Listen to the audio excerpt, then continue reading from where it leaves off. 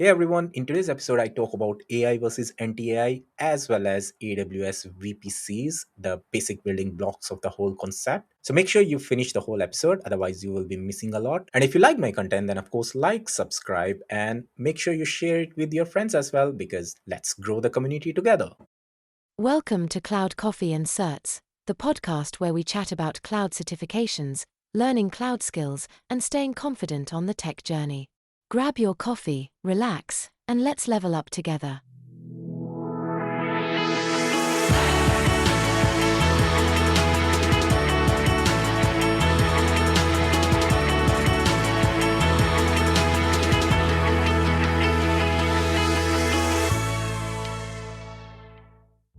Hey guys, welcome to another episode. Now, in this week's episode, we will be covering AWS networking basics, starting from VPC, data blocks, subnetting, and if time permits, I can also cover Route 53 and load balancers as well. So, if you haven't checked out the previous couple of episodes where I covered AWS ENS syllabus topics, I really recommend you get that first because it will give us a good idea on what we should be expecting as part of this certification path. Now, in this week's episode, we will be also discussing a bit about AI versus anti-AI because that's kind of a big topic, and people these days are kind of choosing one side or another because those who are old school or those who are still working on legacy environment, I think I should bring that this happened in when I was starting in cloud side of things as well.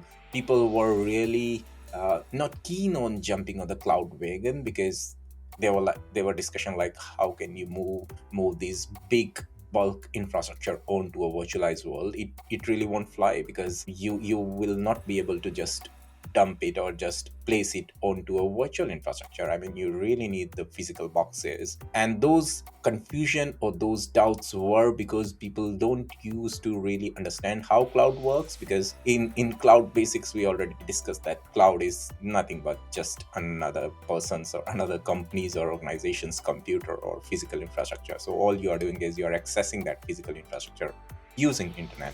So that was essentially the cloud. But sooner as time passed, people started understanding like what cloud really is. More and more people started jumping onto the cloud side of things. And I think something similar will happen on AI side as well. Who are not familiar with how AI works or what are different AI tools, how they can use AI tools for their own benefits, like benefit on their personal side. For example, I mentioned, I think in one of the episode as well, that I'm started using AI tools to build more episodes frequently because now I have some sort of help in terms of analyzing and researching because I can use different AI tools to do the pre-processing, post-processing, what sort of topic should be covered and whatnot. So I'm getting like some sort of a familiar person with me always sitting and helping me out. So it helped me in concentrating on finding the right topics for you guys instead of investing my time in doing everything from scratch. So like I said, AI tools, if it depends how you are using it and how you are investing your time in it can really help. And of course, if you're overly dependent on them, then of course those people who are on the other side of ring uh, are right as well. You cannot be fully dependent on them because you still want some sort of like human or manual intervention. Now, one of the reason why I thought that I should bring this topic in front of you guys is I'm finally getting chance to learn music mixing. Really wanted to be sort of like my one of the dream job is to work as a DJ. So I'm learning music mixing these days. So I got chance to perform in a short party last year, and it was kind of like surprising for me that I got this opportunity. And then I was sorting all the musics and I was trying to mix and trying to figure out like what set I'll be playing during the real event itself. Unfortunately, I didn't had much time, so what I ended up doing is I ended up using a software which was essentially doing most of the work which I was planning to do myself. It did wonder. For most of the event, everyone was like, "It's amazing how you are mixing and doing all these bits."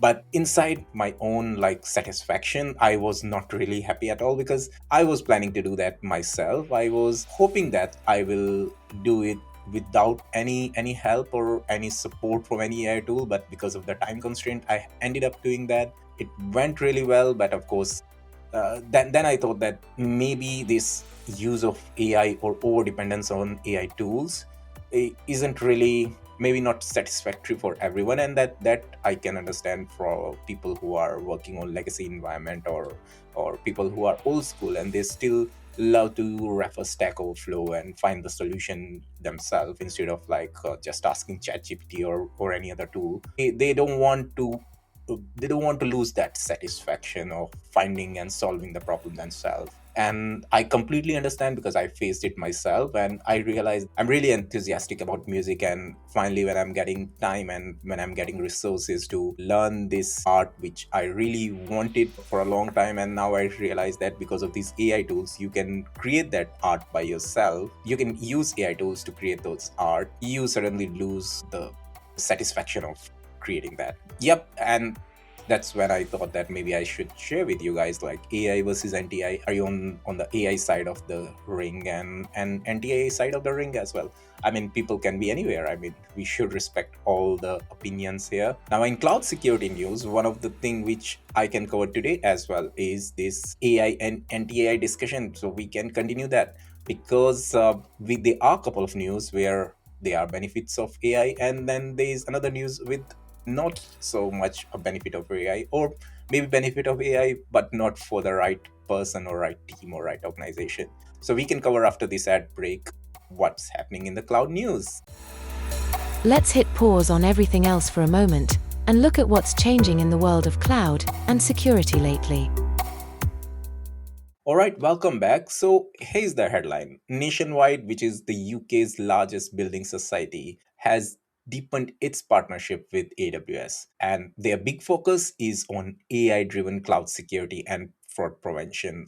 Now, that could be one of the reasons why AWS Security Specialty Examination, which we were covering in previous season, is discontinued now because they want to cover some AI tools. And I think this news covers it up because picture this: a financial institution like Nationwide with million of members, and they of course will have a branch network, and they have both face-to-face and online services as well. Now, when we stack this whole infrastructure on top of the cyber threat landscape where fraud and impersonation scams are happening frequently, I mean, they are real and rising.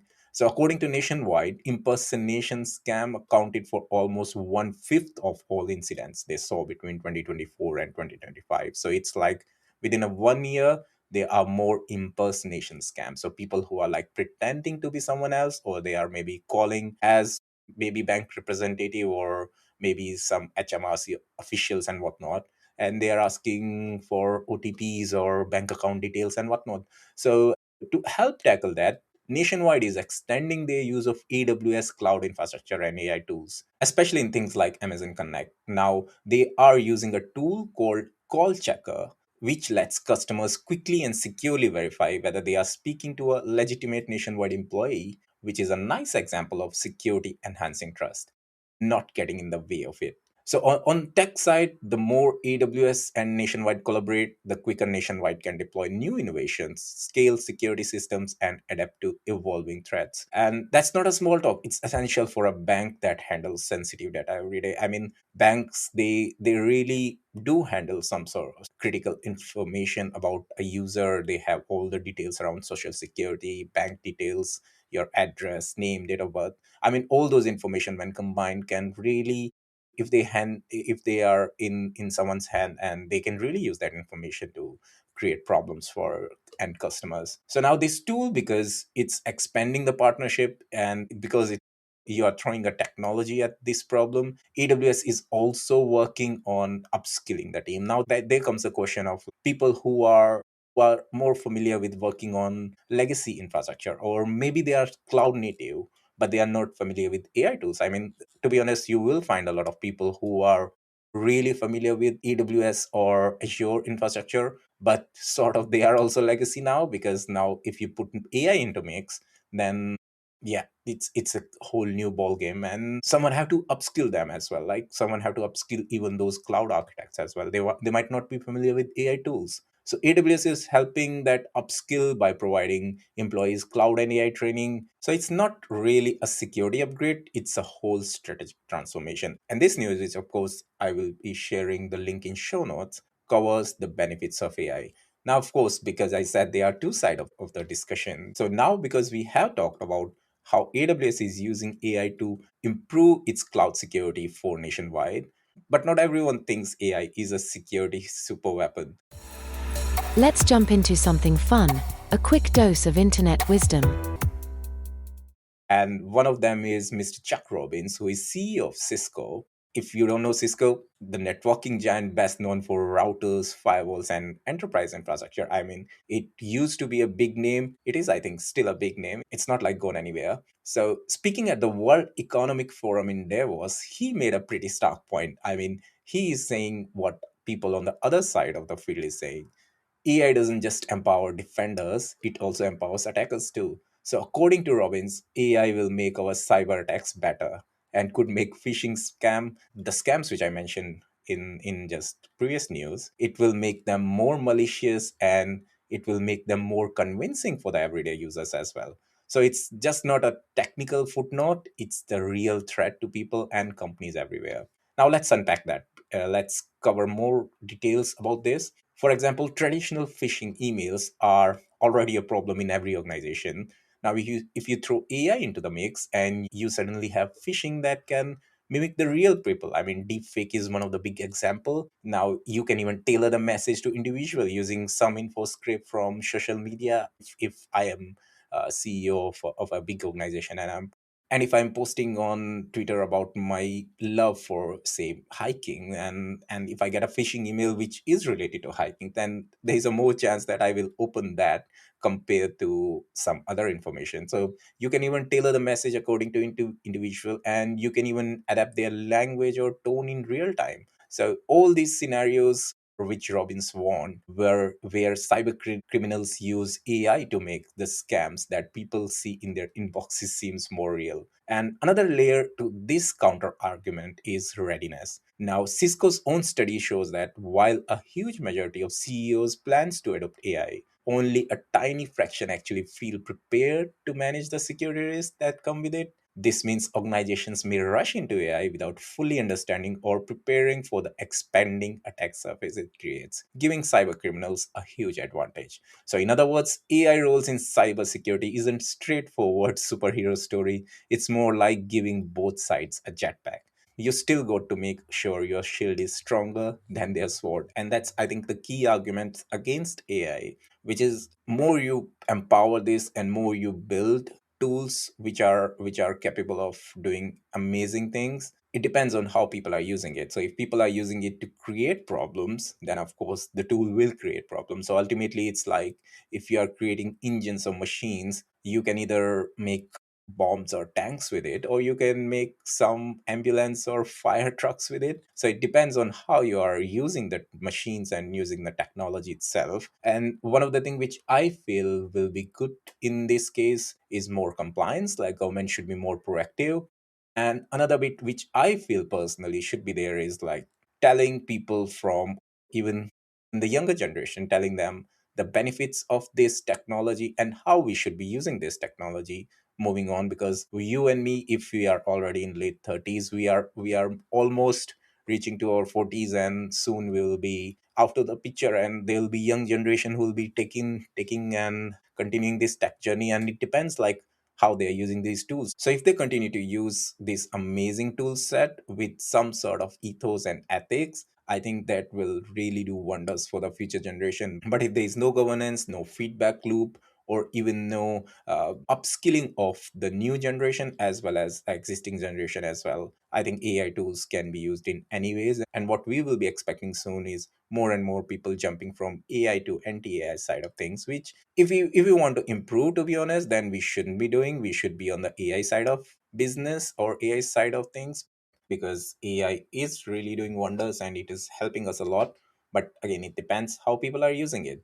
So let me know which side of ring you are in, if you are on the AI side or if you are on the anti-AI side, and if you are using AI tools, and if you are having some sort of similar experience like I've got working with my amateur DJ gig. So if you have similar sort of experience where you use the AI tools, but you are not feeling satisfied as you would have by doing everything manually or by solving any problem by yourself, and why I give you a thought to think about it, I will move to our next part of the segment, which is main episode around AWS networking basics. All right, for AWS networking basics, let's start with building our own digital city in the cloud. Now, VPC is like your walled estate in AWS. So it's a virtual network where all your compute resources, be it EC2s, ECS, EKS, they live and communicate. It's logically isolated from everyone's else AWS networking, meaning you get full control over who can talk to whom. So it's a completely secluded private network inside a vast AWS infrastructure. So if you are creating a VPC in your AWS cloud account, it will be completely secluded and private from someone else AWS VPC in their own cloud account. And that makes it really isolated and controlled, which is a big deal in cloud networking because when people think about cloud, they think like it's because it's a shared infrastructure. So what about network? If I'm creating some EC2 instance with a specific IP address, won't it be able to reach someone else EC2 instance? Well, it can if you really allow it to. If you don't allow it to, then it won't reach. Now, in simple terms, it's network you define within AWS. So you choose your own IP address range, subnet, routing rules, gateways, and all that. VPC spans an entire AWS region. So because AWS have different regions. If you don't know about the regions, then there are different geographical locations where AWS data centers are located.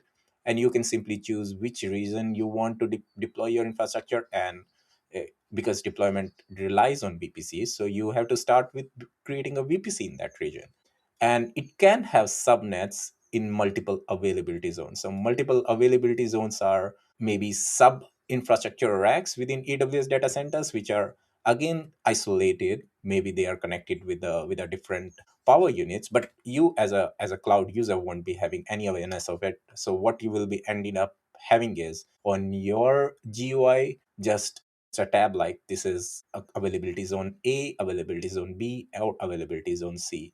And now this gives you both flexibility and resilience because you have an option which availability zone to use for your EC2, and which if you are want your application to be highly available, then you can of course create your application in multiple EC2 instances across multiple availability zones. Now, how we can do it? We have to create them into a specific subnets. So subnets are nothing but dividing your VPCs. Now, if you think of your VPC like a big mansion, inside that mansion, you can have like multiple rooms. Those rooms are subnets. A subnet is just a range of IP addresses. So it's not like new key technology or some specific environment. It's just a cider block inside your big VPC, and you can launch EC2 instances associated inside those subnets. Now, each subnet live entirely within one availability zone. And this is how AWS help us keep infrastructure highly available or fault tolerant. So if I'm creating subnet A, which is associated with availability zone A in US East 1, then my whole infrastructure, which is created under subnet A, will stay there, and I can create another subnet B in availability zone B, and that's how my EC2 instance will be always highly available because they are completely working on or associated with a different availability zone and subnet. But this is important because just creating a subnet doesn't automatically decide whether your server can reach internet or not. Because if you are placing your EC2 inside a subnet, and if that subnet is private network, of course, because like I said, we want to make sure our infrastructure which we are building, our VPCs which we are creating in our cloud account should be completely isolated. So of course they are private. Doesn't make sense to make them public because otherwise people will be able to access it right away. So your servers, your EC2 instance cannot reach the internet. And how we do it? We have to create routing, of course, and those routing will then need to be associated with gateways which we can attach. Now let's unpack these two concepts, which is routing or route tables and gateways. Now, route tables are kind of like a traffic path. So inside our VPC, there is a implicit router that forwards all the traffic around based on the rules you define in route tables. Each subnet is tied to a route table. So if you don't assign one explicitly, AWS uses the main route table by default. So this main route table is created whenever you create a VPC.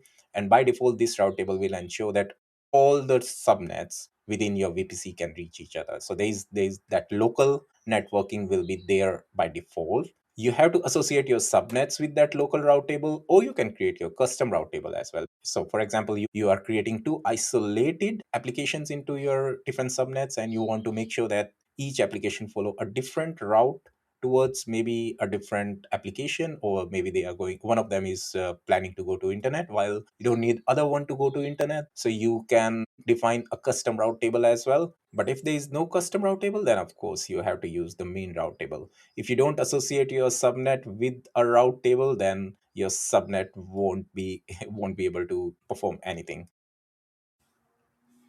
Now, of course, having a custom route table associated with your subnet doesn't mean that your subnet can reach internet as well.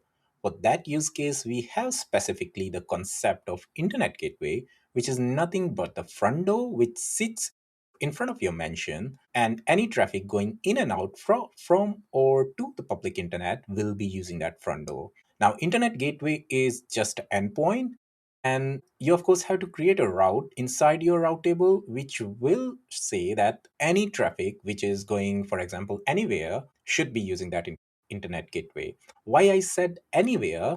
Because in the internet, you cannot determine IP address, like a specific IP address for different servers, websites on the internet itself.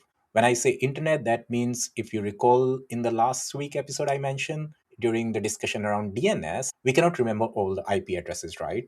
So if you want to make sure that your application can reach any website, any server onto the internet, or can talk to any endpoint onto the internet, you cannot create like 100 or 150 custom rules or custom routes in your route table. All you need to do is just create a anywhere rule, which is 0.0.0.0/0. I hope I have counted all the zeros. And you can mention that for an destination to this CIDR block, which is like anywhere, will be using internet gateway. If a subnet is having this route table, we tag that subnet as a public subnet.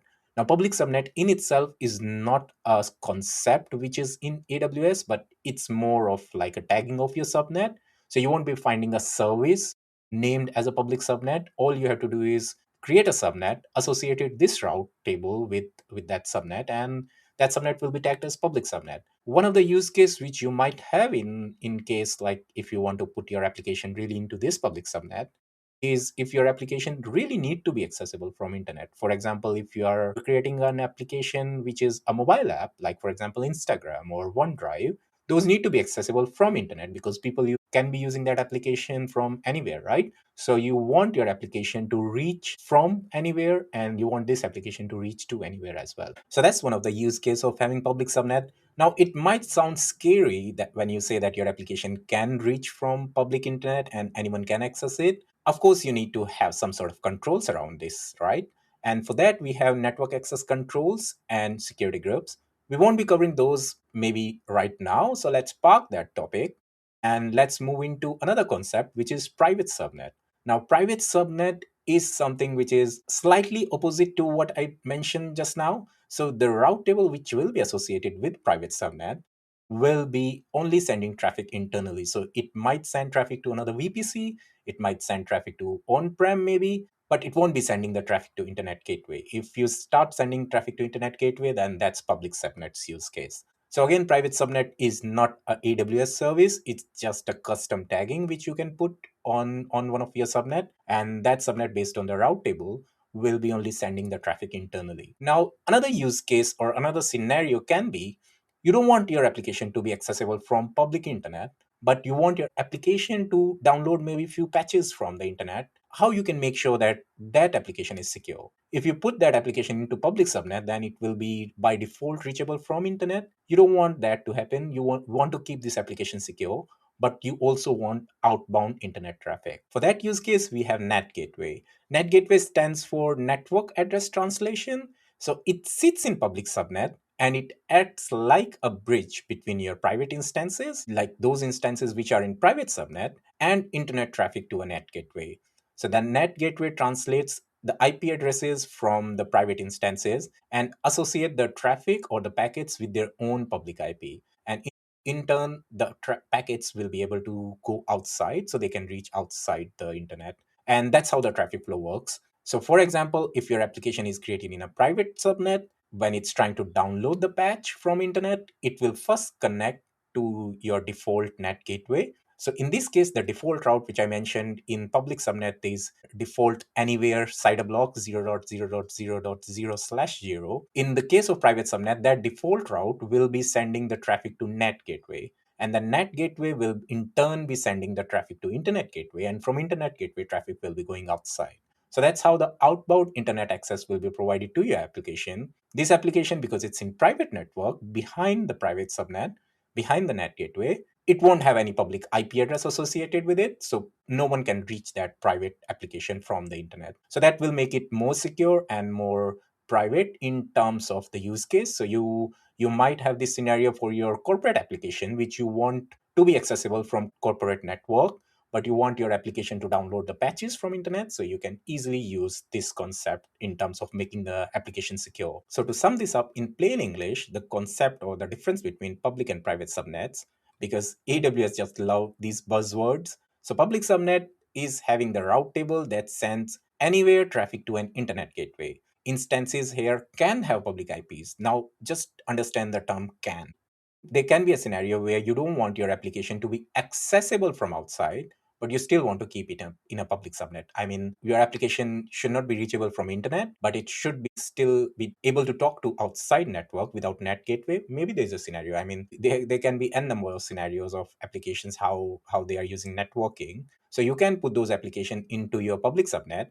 They can reach the internet, but they won't be able to accessible from outside because they won't have any public IP associated. And any application inside this subnet will be able to access the internet.